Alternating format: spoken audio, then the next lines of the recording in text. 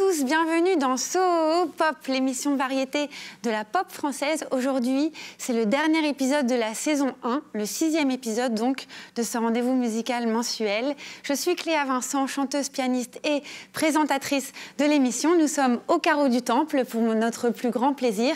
Il y a avec moi sur le plateau le meilleur public du monde, c'est le public de So Pop. Est-ce que vous êtes là, le public de So Pop?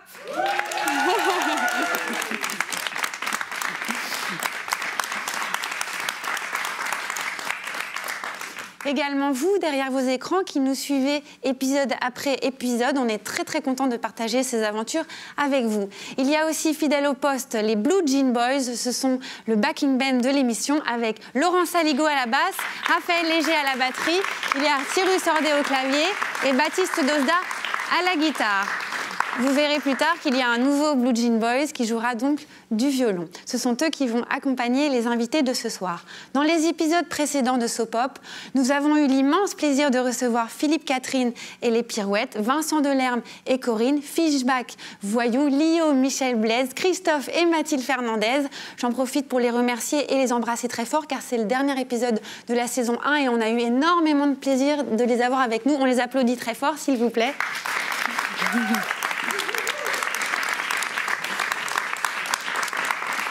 Mais ne vous inquiétez pas, nous ne sommes pas au bout de notre joie, puisque ce soir, nous recevons Ariel Dombal, Nicolas Kerr et Moodoïd.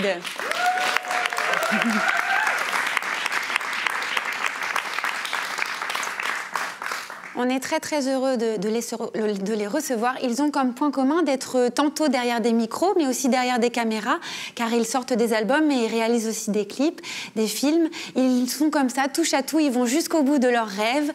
Leurs clips ressemblent à des mini-songes, parfois romantiques, érotiques, même noirs. Et voilà, très poétiques, on les adore. Ils nous transportent comme ça dans une autre dimension et c'est pour ça qu'on les a invités aujourd'hui, pour rêver un petit peu. C'est Moodoïd qui va ouvrir le bal. Moodoïd, dont j'ai écouté l'album qui est magnifique, Cité Champagne, un album qui est à la fois dance floor et vaporeux, un petit peu moins psychédélique que ses premiers EP. Donc Moodoïd que j'ai entendu dans un DJ set il y a pas longtemps, le DJ set de Pedro Winter, s'il vous plaît, car ce disque est très dansant, hyper efficace. Je suis super heureuse de le recevoir aujourd'hui. Il va interpréter The Sun, qui est une reprise remixée, un petit peu adaptée donc d'un morceau de Mid. Il est accompagné des Blue Jean Boys. Moodoïd, applaudissez-le très fort, il est avec nous. Merci beaucoup.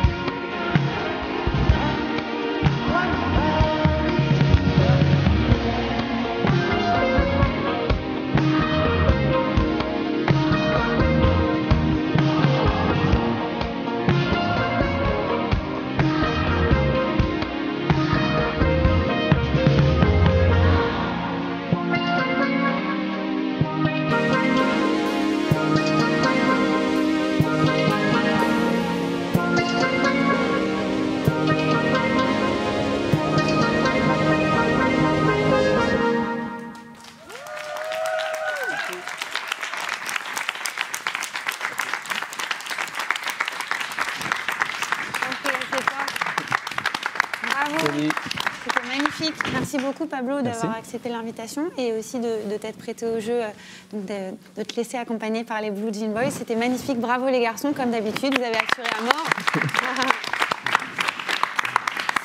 C'est fou ce morceau. Je disais tout à l'heure au batteur des Blue Jean Boys, Raphaël, que ça tient à peu de choses un tube en fait. The Sun, c'est fou quoi. Ce morceau, il est vraiment incroyable. Si tu le permets, j'aimerais bien qu'on parle de ton album Cité Champagne parce que je l'ai vraiment adoré. Je l'ai trouvé hyper bien produit, il est soyeux. Est-ce que tu peux nous raconter un petit peu plus le processus de ce disque? Ouais, c'est un album qui me tient à cœur vraiment énormément parce que c'est un processus qui a été très long à mettre en place. Et en fait, c'est parti d'un désir de vouloir... j'ai commencé à m'intéresser un peu à la musique disco, et notamment avec Arthur Russell. Et j'ai eu vraiment envie d'essayer un processus d'enregistrement en allant chercher des musiciens issus du jazz et en les faisant jammer sur des compositions, quoi. Et du coup, on a pris une semaine de studio avec un groupe live. Et je les ai fait jouer pendant 20 minutes comme ça sur des grooves. Et ensuite, avec Pierre Rousseau de Paradis, on a récupéré toute cette matière première comme une sorte de banque de samples pour en faire une sorte de musique électronique un peu. Donc d'où une espèce de texture de cet album qui est un peu musique électronique, mais en même temps où il y a toujours le même groupe qui joue sur tous les morceaux. Voilà, qu'on retrouve. Trop bien, tu viens de nous donner ta recette. Merci beaucoup. C'est une recette pour un album seulement, je suis pas sûre de refaire ça, c'est quand même très long. En tout cas, le résultat est vraiment hyper impressionnant, vraiment. Et aussi, on a l'impression d'être dans un rêve, en fait, dans plusieurs rêves quand on écoute Cité Champagne. Est-ce que tu serais pas un peu Pablo au pays des merveilles? Mais en tout cas, pour moi, Moodoïd, c'est un peu un échappatoire et c'est un truc où je me permets d'aller dans quelque chose de fantasmé, même par rapport à moi-même. Et du coup, j'essaye de faire de chaque album une sorte de porte comme ça, où j'ouvre des fantasmes et j'explore un peu des paysages, quoi. Et dans les clips aussi, il y a vraiment ce côté très onirique qui est ultra réussi. Je vous conseille d'aller voir les clips de Moodoïd, ils sont hyper impressionnants. D'ailleurs, la plupart, c'est toi qui les réalises.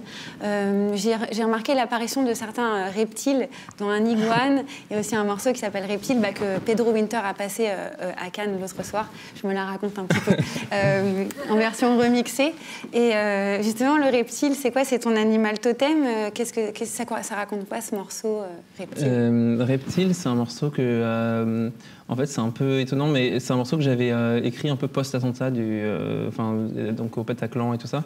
Et à la base, j'avais vraiment imaginé ce morceau. C'est un morceau qui était vraiment sorti de ces attaques, quoi. Et en fait, je me suis dit que Moodoïd, c'était vraiment un projet pour moi qui est un projet j'ai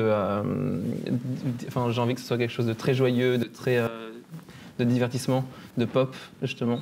Et du coup, j'ai voulu vraiment transformer cette chanson comme pour une chanson qui défende un peu, genre, justement, la soif de sexualité, d'aller danser, d'aller faire la fête, et voilà, toutes ces choses-là qui avaient été attaquées à ce moment-là.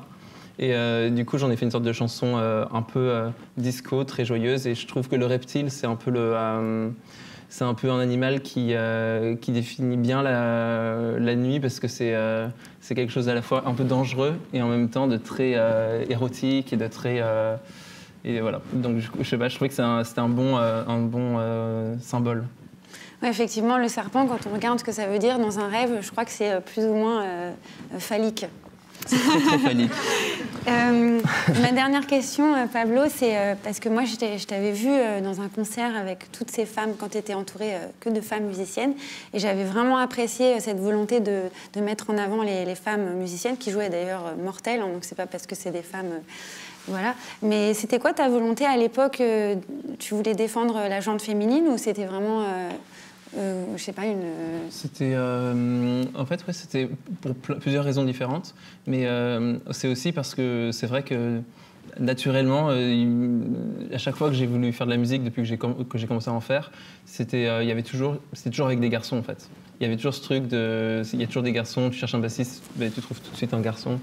qui va faire de la basse et ça. Et du coup, je me suis retrouvé tout de suite à jouer dans des groupes avec que des garçons. Et j'ai joué dans Mélodies Echo Chamber où en fait il y avait Mélodie qui était toute seule qu'avec des garçons aussi.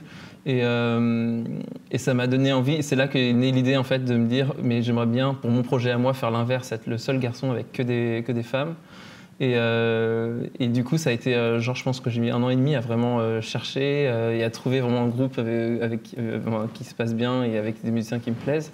Et du coup, ça a été vraiment une volonté. Et à la fin, il y avait donc dans ce crew, il y avait les 4 musiciennes qui étaient avec moi sur scène. Il y avait une ingé son, une ingé lumière. Et j'étais vraiment qu'avec des femmes en tournée. Et j'étais très fier de ça aussi parce que c'est vrai que mais sur la route, on arrivait à chaque fois dans les festivals, à chaque date, on était vraiment cette espèce de crew de femmes. Et c'était assez marrant les réactions même des techniciens qui nous accueillaient, ou généralement en fait, d'arriver avec des femmes. Et ça change tout avec des filles aussi. Effectivement, on est en minorité, oui, c'est vrai, on peut applaudir.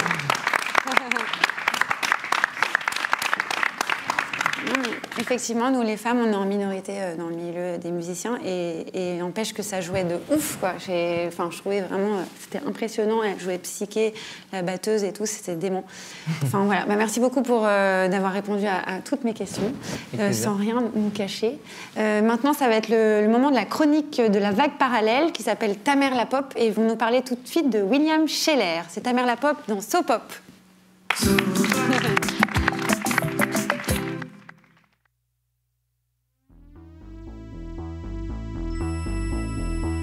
Salut la jeunesse. Pour nous, la famille, c'est primordial. Fini les blancs interminables pendant les repas de famille du dimanche, dans Ta mère la pop, la vague parallèle t'offre le sujet de conversation idéal. Chaque mois, on te fait découvrir un disque que tes parents écoutaient quand ils avaient ton âge, un disque qui a marqué leur époque comme la tienne, bref, un disque qui a façonné la musique d'aujourd'hui. Pour ce 3e épisode, on va s'attaquer à l'un des plus illustres fleurons de la culture française. Une icône qui trône fièrement et depuis des lustres au cœur de la capitale de l'Hexagone. Vous pouvez baisser vos armes, on n'est pas en train de reconnaître l'incendie de Notre-Dame ni de planifier un attentat contre la Tour Eiffel. Today, smoking is gonna save lives. À vrai dire, c'est d'un symbole bien plus discret, un peu plus jeune mais tout aussi essentiel dont on va vous parler. Aujourd'hui, on vous amène à travers une visite guidée de l'œuvre de William Sheller et de son plus bel album Sheller en solitaire, paru en 1900. Beaucoup, William Sheller serait l'homme d'un seul titre. Un homme heureux, c'est cette vieille rengaine un peu ringarde qui résonne dans le monospace familial, coincée entre Cœur grenadine de Laurent Voulzy et On the Road Again de Bernard Lavilliers sur une vieille playlist nostalgie. Pourtant, ce morceau est un peu l'arbre qui cache la forêt, tant la carrière de son créateur est immense. L'histoire de William Sheller, c'est avant tout celle d'un musicien exceptionnel, auteur, compositeur et interprète de renom, doté d'une formation classique et d'une maîtrise technique irréprochable.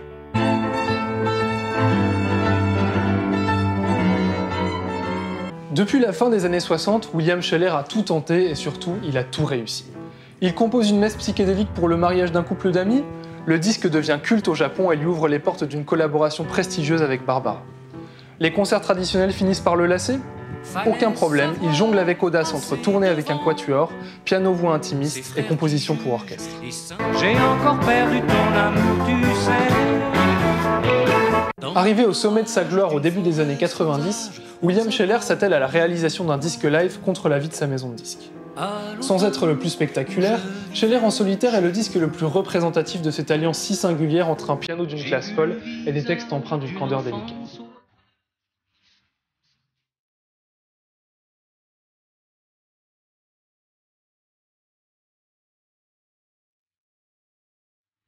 Car William Sheller se définit lui-même comme un diseur, un passeur de mots et d'émotions, jamais aussi à l'aise que lorsqu'il est seul au piano face à son public.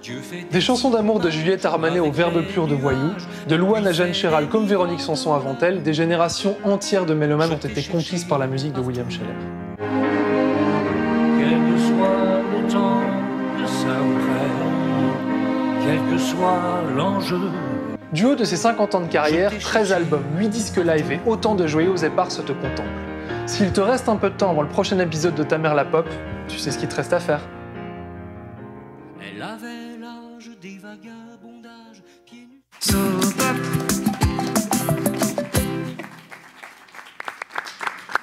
Merci beaucoup, la vague parallèle. Nous allons écouter donc les albums de William Sheller. Merci beaucoup pour ce conseil. Il va être l'heure pour moi d'accueillir Ariel Dombal et Nicolas Kerr, qui sont deux êtres spirituels, un petit peu mystiques et surtout connectés au même champ magnétique. On les aime individuellement et on les aime aussi ensemble. Ariel Dombal est une sirène du XXIe siècle. Nicolas Kerr est un poète ténébreux. Ensemble, ils ont sorti un très très bel album qui s'appelle La Rivière Atlantique. Ils vont nous en interpréter tout de suite un extrait. C'est Cartagena, chanté tout de suite par Ariel Dombal et Nicolas Kerr, accompagné par les Blue Jean Boys. On les applaudit très fort.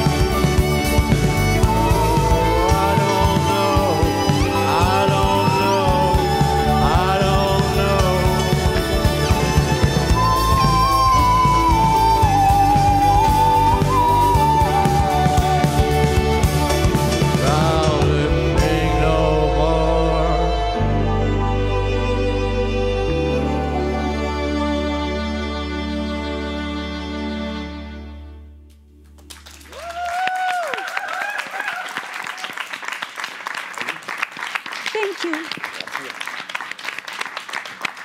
Bravo. Merci beaucoup, Ariel et Nicolas. Je vous laisse vous joindre à Pablo et moi. Merci pour ce cadeau. C'était magnifique. C'est par là. Voilà. Merci beaucoup, en tout cas. C'est fou, quand on vous voit, il y a vraiment quelque chose, on sent que vous êtes sur la même longueur d'onde et comme si vous étiez dans la même dimension tous les deux. Oui. Comment vous êtes rencontrés? Nous nous sommes rencontrés à travers la voix. On a chanté ensemble au Cirque d'hiver pour accompagner des Américaines, des danseuses stripteaseuses du burlesque. Et voilà. Et donc, Nicolas était avec son groupe Ponyhawks et nous, et il y avait des chanteuses qui étaient invitées. Et tout de suite, j'ai trouvé que la voix de Nicolas était extraordinaire. Et voilà, ça s'est fait par la voix. C'est vrai. Vos voix à tous les deux sont extraordinaires. On vient de l'entendre là et c'était tellement agréable. On avait l'impression d'être sur un bateau en pleine mer pendant une tempête avec des éclairs. Enfin, moi, c'est ce que j'ai ressenti. Je ne sais pas si vous avez ressenti ça. Mais c'est la rivière Atlantique. Voilà, c'est ça, exactement. C'est la rivière Atlantique. Justement, je voulais parler de cet album, La rivière Atlantique, mais est-ce que vous préférez parler du passé, donc de la rivière Atlantique, ou bien de The Empire, ou Empire, pardon, le prochain album que vous préparez? Parlons, du présent. Parlons du présent. Parlons du présent. Alors, soyons dans le présent. Est-ce que vous pouvez nous en dire un peu plus sur l'album que vous préparez, Empire? En fait, le slogan de cet album, c'est que l'Empire n'a pas de fin. Voilà. Et ce silence est tout à fait à propos. L'Empire n'a pas de fin, c'est ce que raconte ce disque. Ouais. D'accord. Et musicalement, est-ce que vous allez le faire de la même manière ou vous avez changé? Non, ça change parce que c'est très kaléidoscopique. En fait, ça fait penser un peu à The Top, justement, de The Cure. C'est-à-dire que ça part un peu dans tous les sens au niveau des... Par contre, il y a une sorte de cohérence qui sera assurée par le songwriting et par aussi les musiciens qui sont toujours les mêmes. Mais sinon, il y a un peu de tout dans cet album. Oui, parce qu'en fait... Ça fait un peu l'album blanc et The Top. Oui, les musiciens sont toujours les mêmes. Il y a 5 musiciens toujours avec nous qui sont absolument extraordinairement brillants. Et donc, c'est des albums que l'on fait quasiment live. Ce sont les mêmes musiciens que dans Ponyhawks? Non. Non, c'est encore d'autres. C'est des amis qui font partie de la même équipe. Donc, mais moi, j'ai remarqué, là, parce que j'écrivais les paroles, et que je trouve que je me cartonne pas mal la tête, en fait. Je vous ai écrit des trucs, vous vous dites, t'es vraiment un gros naze. J'ai remarqué, je sais pas pourquoi. Non, mais ça, c'est normal, la création, c'est toujours douloureux. Je sais pas, mais non, mais ce qu'il y a, c'est que sur moi, mais... Nicolas écrit très bien en anglais et il écrit très bien. C'est le doute. Mais vous n'aviez pas encore dit naze. Mais bon. Ah bon. C'est normal, on se met à nu quand même quand on écrit, c'est logique. Oui, non, mais enfin, je me cartonne pas mal parce que je suis pas aussi bête quand même. Je sais pas pourquoi j'ai écrit ça sur moi. Non, mais en fait, c'est quand même toujours dans la lignée hyper romantique, tourmentée. On ne va pas vous refaire. Regardez Nowhere Country. C'est dans la lignée. Nowhere Country, c'est quand même le gars qui dit « Je suis allé au pays de nulle part ». Mais voilà, mais tu peux pas comprendre. Et vous me dites, oui, mais qu'est-ce que tu racontes? Tu dis n'importe quoi, t'as encore trop bu, t'étais cassé la gueule dans la cave. Exactement. Mais c'est parce que ça a été exactement fait comme ça. C'est vrai que Nicolas est allé arpenter les countries, the most far away and nowhere country. Ça le connaît vraiment. Down to nowhere country. Mais c'est ça que j'aime bien aussi quand on regarde les interviews que vous avez pu faire tous les deux, c'est qu'à chaque fois on sent qu'il y a comme deux chats des fois qui se battent un petit peu, mais ça n'a jamais l'air méchant en tout cas. Ariel, j'ai une question pour vous, parce que vous êtes une femme aussi de la Nouvelle Vague qui avait réalisé des films durant la Nouvelle Vague. Est-ce que vous pouvez nous raconter un peu cette période de votre vie et peut-être les difficultés, s'il y en avait, que vous avez pu rencontrer en tant que femme réalisatrice? Écoutez, oui, non, il faut de toute façon, quand on fait quelque chose, il faut, comment dire, à chaque fois se battre avec le réel qui est là. C'est extraordinairement difficile à tous les âges de la vie, hommes, femmes, tout le monde confondu. Bon. Mais c'est vrai que moi, j'étais actrice, mais j'ai réalisé mon premier film en tant que cinéaste, que réalisatrice à l'âge de 22 ans. Chassé-croisé, donc c'était très tôt. Et puis, j'avais cette allure un peu d'enfant, etc. Donc, c'était très difficile de vraiment faire un film, un long métrage lourd, avec beaucoup d'acteurs et tout ça. Et j'étais, c'est vrai, une des premières à faire ainsi. Mais j'ai toujours essayé de garder une partie de ma vie assez secrète. Et j'ai longtemps même pas signé mes films. Voilà, j'ai fait ça comme ça. Et j'étais très heureuse. Ça me donnait immensément de force de savoir que je pouvais le faire et qu'ils avaient du succès et que j'arrivais au bout. Voilà. Ça, c'est sûr, vous êtes arrivé au bout. J'ai vu Opium, que j'ai trouvé miraculeusement bien réalisé, très précis et tout. Enfin, je ne sais pas si tu l'as vu, Nicolas. Non, mais elle fait en sorte de ne pas alerter l'Empire, et moi, je hurle pour lui dire on est là. D'ailleurs, c'est vrai que c'est en rencontrant Nicolas qui m'a dit, il a été un fan d'un de mes films, Les Pyramides Bleues, quand il avait 16 ans. Il est allé voir Les Pyramides. Je suis allé voir à Ivre-Voir. Voilà. Et donc, il m'a dit, mais Ariel, vos films, il faut qu'on les trouve, il faut qu'on les voit.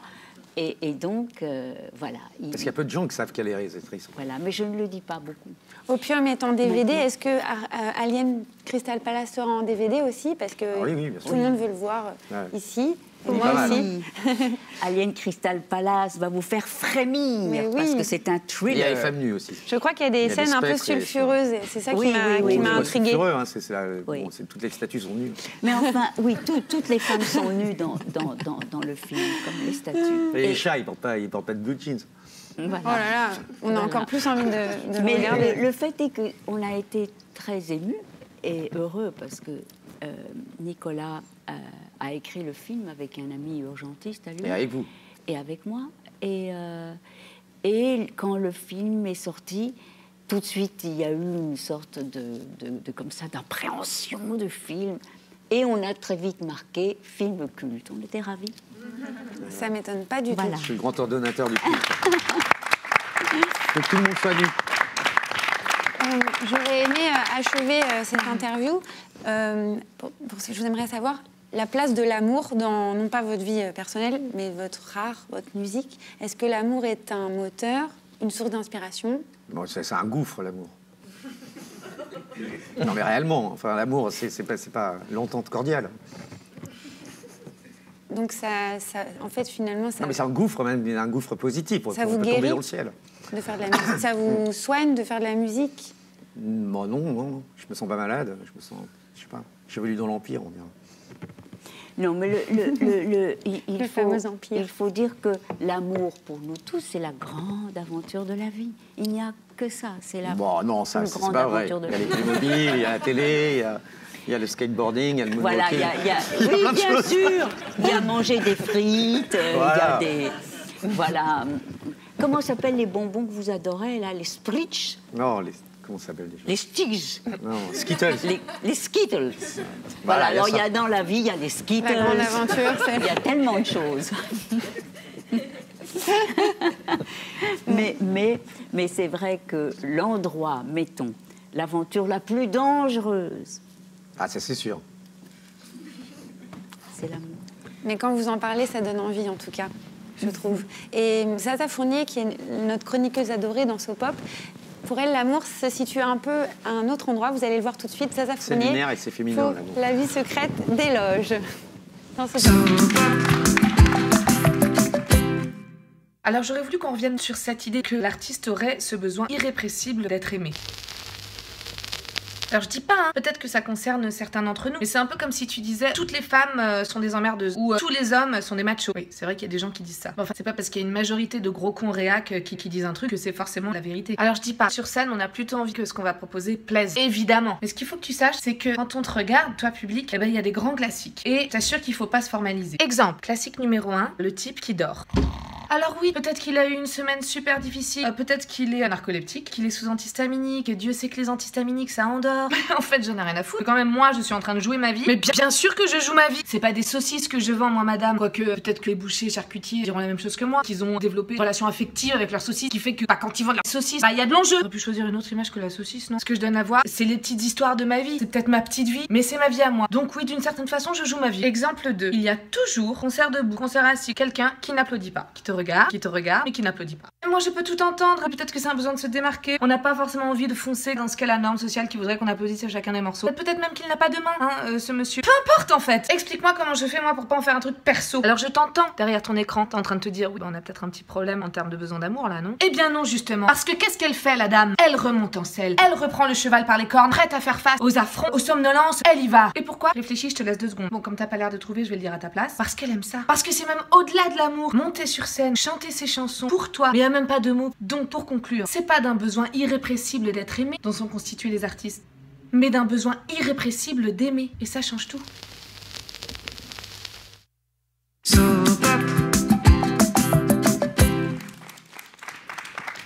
Merci beaucoup, Zaza Fournier. Un besoin irrépressible d'aimer, c'est vrai. Enfin, en tout cas, j'ai l'impression que vous et moi, on ressent la même chose. Ah, je sais pas, moi. Ah. Le contre-courant et le courant. C'est vaste, ça, comme sujet, l'amour. Hein. Je suis pas sûr de... Je sais pas. On a allumé un feu de l'amour, justement, derrière, pour ce moment interview croisée. et la première question de l'interview croisée, c'est concernant vos projets cinématographiques. Pablo, j'ai entendu dans une interview que tu avais des projets de fiction en tête. Où est-ce que ça en est? Est-ce qu'un jour, ça va naître, ces projets de films? Ça, je sais pas encore. Mais en tout cas, oui, pour l'instant, je fais beaucoup de clips. Pour d'autres groupes et j'écris des courts-métrages, donc peut-être un petit court-métrage pour commencer. Ah, bah, j'ai hâte. Nicolas Kerr, je crois que tu as un projet de film pornographique. Oui, mais j'ai laissé tomber en fait. Parce qu'en fait, finalement, mon truc, c'était tellement Cronenbergien qu'à la fin, il n'y avait plus de scène porno. Donc, je me suis dit, c'est un peu dommage, porno, sans scène porno. Ça devenait tellement abstrait que... Abstrait, enfin. Non, mais c'était pas mal, hein. L'idée, elle est bien, en fait. Finalement, je vais peut-être faire un film à Cronenberg. Oui, voilà. Mais c'est vrai que mais s'il n'y a pas les scènes porno, en même temps, c'est moins signifiant. Voilà, mais quand vous parliez des scènes pornographiques, déjà, elles étaient très inédites. Non, mais j'avais trouvé aussi, j'avais testé sur moi-même une façon de filmer, quoi. Oui, et puis le sexe de façon inédite, parce que sinon, ça sert à rien. Et puis alors, vous disiez que tout se passait à la NPE. Ouais, voilà, c'est ça. Ces scènes porno, elles se passent dans la queue de la NPE ou, je sais pas, à la CAF.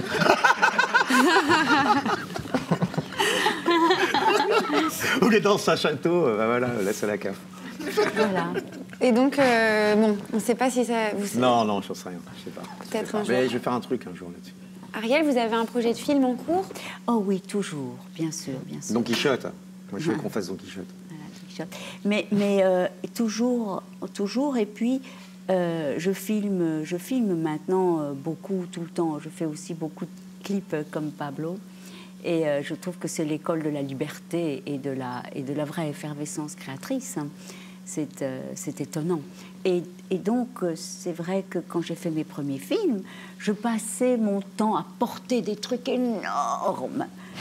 Tout le temps, on passe à des rails, des machins, des trucs. C'était affreux. Il fallait vraiment être une sorte de camionneur.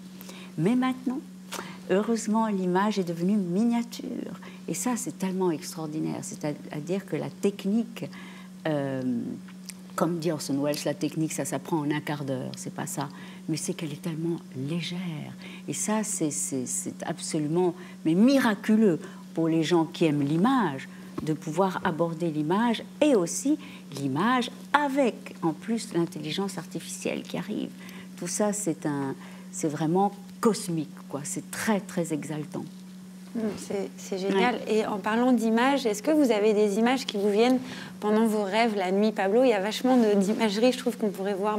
On parlait du serpent tout à l'heure, mais quelle est la place du rêve dans ta vie? Est-ce que ça t'aide à faire à créer? Ouais, en tout cas, j'ai toujours ce rapport. Par exemple, pour les clips, c'est donc très lié à la musique, mais je fais vraiment confiance à mes intuitions premières et quand j'écoute une chanson, en effet, je ferme les yeux et je note les choses qui me viennent dans la tête. Mais ça peut être des choses qui n'ont rien à voir. En effet, ça peut... peux avoir une poutre et un œuf au plat, je sais pas, et tout à coup je vais me dire ok, c'est peut-être ça la base pour ensuite écrire quelque chose. Oui, mais j'ai l'impression que tout à l'heure c'était pas le serpent, lui c'était le l'iguane. Oui, l'iguane. Ah, oui, tandis que Nicolas, ses premiers écrits c'était le serpent. Ouais. Hein? Vous êtes très obsédé il semble par le serpent. que les territoires oniriques qui participent du réel en fait. Enfin, j'ai du mal à les départager. Enfin, je sais quand je rêve. Enfin, oui, parce que je rêve souvent lucidement. Mais ça me semble particulier du réel, vraiment. C'est des rêves sous forme de. Mais il suffit de parler avec des gens, des fois, on rêve souvent de même territoire. En fait. C'est William Burroughs qui avait écrit là-dessus. Il y a des cités qu'on visite tous. Et vous avez ça ensemble avec Ariel quand vous parlez. Est-ce qu'il y a des images qui vous apparaissent ou des idées qui surgissent dès que vous êtes ensemble? Oui. Je pense aussi c'est comme la musique. C'est comme, vous voyez, on entend un son et on sait qu'on va là. C'est comme des territoires qui sont là, qui nous attendent. Là de ça, il y a vraiment des territoires concrets, hein, oui. il me semble, vraiment. Le territoire de l'imagerie ou de la pensée? Il y a plusieurs formes de rêves. Il y a les rêves de voyage et il y a des rêves psychologiques, en fait, de décompensation. Mais il y en a, en fait, en lisant des écrits, il y a des gens qui rêvent des mêmes choses partout dans le monde. C'est assez étonnant. C'est assez bizarre de dire ça, mais ça crève les yeux. Mais en fait, les gens ne relèvent pas parce qu'ils ont peur d'être pris pour des fous. C'est vrai. Et d'ailleurs, bon, la science, la demi-science des rêves, c'est vieux comme l'humanité. Hein. Vouloir analyser ses rêves, on passe énormément de temps dans la vie à rêver. Une très, très grande partie de sa vie. Et d'ailleurs, nous, là, tous, dans le moment présent, on a tous le rêve de ce qui va arriver. On rêve notre vie de ce qui va arriver, plus ou moins à long terme. Moi, je me suis dit que les rêves que j'ai eus en tant qu'enfant étaient très précis. Il y avait des choses que je voulais absolument vivre. Et c'est arrivé. C'est-à-dire que la force de la pensée... De la volonté, oui. Et oui, de la volonté, de la pensée. La magie est une autre forme de la volonté. Voilà, c'est ça. Vraiment, il suffit de croire beaucoup en quelque chose. Voilà. Ça s'explique à un niveau quantique, de la physique quantique. Oui, ce sont des forces phénoménales que le rêve. C'est vraiment ça qui vous porte. On rêve de ça, donc on va là. Parce que sinon, les chemins sont tellement multiples, tout est tellement aléatoire, tout est tellement difficile à cerner. On est très perdu, on est, comme disent les Chinois, comme la paille dans le fleuve. On est emporté par tellement de courants. Et il y a les rêves qui sont comme des poteaux d'angle. C'est des sentiers, c'est les croisements des sentiers. Et vous, enfant, Ariel, vous aviez en tête de faire de la scène, de faire des films déjà très jeune? Ah oui, moi je me rappelle que j'ai commencé par être un bébé, et puis tout de suite après, j'étais actrice. Tout de suite. Du bébé à actrice immédiatement. Et ensuite, vous aviez un code dans votre cartable. Ah oui, ça oui. C'est vrai, quand on voit des images de vous à 12-13 ans en train de chanter de l'opéra, vous êtes déjà une personnalité très forte, quoi. Oui, j'ai commencé par la danse aussi. Ça m'a énormément ouvert le monde, de voir les danseuses, et notamment les filles qui étaient sur les pointes et qui étaient dans les classes supérieures. Oh, ça me semblait la chose la plus belle de la création, la danseuse sur pointe. Et je me disais, un jour, je mettrai des pointes. Je pleurais, je me roulais par terre à l'idée que j'y arriverais. Je dois vous poser une dernière... Vous n'avez jamais fait de pointe, finalement? Si, j'en ai fait. Bon oui, heureusement. Avec le petit soulier en satin. Bon, et vous tout. en avez ou pas? Je les adore. Ah non, mais je demande d'abord. Il faudra une démonstration de pointe pour Nicolas dans les quelques jours à venir. Ma dernière question, c'est parce que quand même l'émission s'appelle So Pop. Oui. Est-ce que vous avez un regard particulier sur la pop d'aujourd'hui? Moodoïd, Pablo, est-ce que je te mets dans la famille de la pop française quand même si elle est électro un peu psyché? Est-ce que vous connaissez un peu cette scène? Vous connaissez La Femme, Ariel? Oui, bien sûr, ce sont des copains aussi de Nicolas. Mais j'ai entendu parler d'une certaine Cléa qui faisait de la pop. Alors il va falloir que j'écoute son album. Je vous l'offrirai avec grand plaisir. Il s'appelle Nuit sans sommeil, cet album. Pour moi, la pop, c'est ce qui est populaire, c'est comme le jambon. Le jambon tout le monde aime le jambon. Ça plaît au public. pas tout le monde aime le jambon. Hein. Ah bah, les chats, ils aiment bien. Oui, Votre ça, chat, oui. il adore. Il adore. Pas tout le monde aime la pop. Voilà. Pas tout le monde aime la pop, mais une grande majorité des gens Par contre, les chats aiment n'aiment pas la pop. Puis la pop, c'est très large. Par exemple, Philippe Catherine, on pourrait presque le mettre en artiste pop. Bah oui, en fait, on y met un peu tout ce qu'on veut. Mais le disque qu'il a fait pour moi, est-ce qu'il peut être... Oui, non, pas le black metal. Pardon? Pas le black metal. Ah oui. Ni le noise japonais. Oui, parce que vous avez fait du black metal. Non, pas mal. Non, mais j'adore. Vous parliez de Philippe Catherine, Ariel? Ah oui, Black Sabbath, j'ai fait un groupe de reprises, mais c'est pas le black metal. Black Sabbath, c'est du doom. Ah oui, du doom. Oui, je disais que Philippe Catherine, est-ce que l'album qu'il a fait pour moi est pop? Oui. Oui, complètement. Pop. Ah oui. Je trouve, en tout cas. C'est pas du zouk. Hein. Non. Mais le zouk, ça peut être pop. Hein. Pop, c'est populaire, tout simplement. Il va être le moment de Nicolas Kerr pour vous pour toi de chanter Suburbs of Suburbs. J'adore Suburbs of Exile. The most beautiful voice.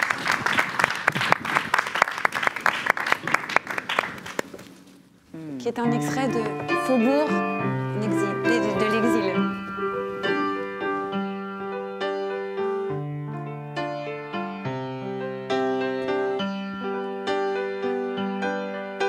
Sing me a song from a place unknown. Sing me a song from here. The world will keep on turning round from far away to near. Said the engines to come with a smile, set them on overload. See the fire carrying our load through our colors of your eyes. So sing me a song, my radiant child, my child from a broken home. There'll be joy to have and sadness to hide on our way to claim the crown. Said the engines to come with a smile, set them on overload. See the fire before it explodes through the suburbs of exile.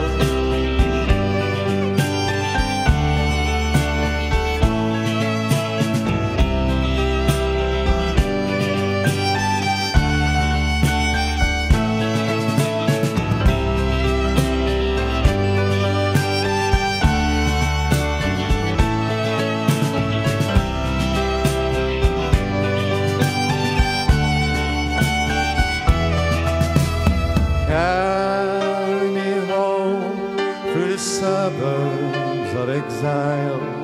Just carry me home through the suburbs of exile. And maybe the sky's an illusion, maybe the world is a lie. Maybe your beauty faded behind, maybe your grace did fall. But remember, my only child, I'll always call you my own.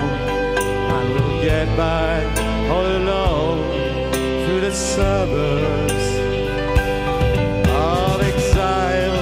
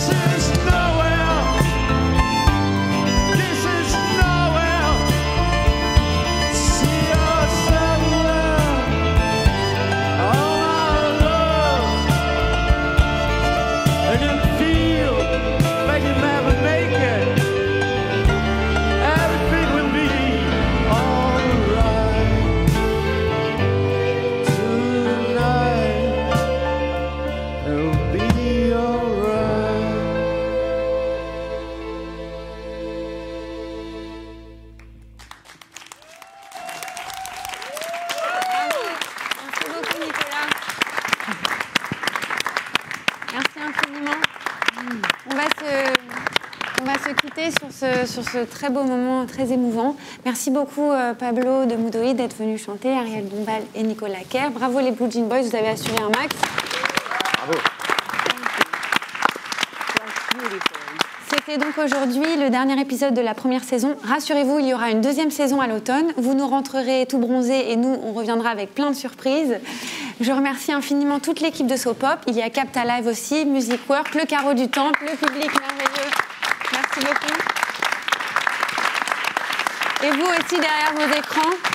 J'espère que vous nous reviendrez l'année prochaine. On vous embrasse très fort. Encore infiniment merci d'être venus ce soir. Gros bisous et à la prochaine. Ciao.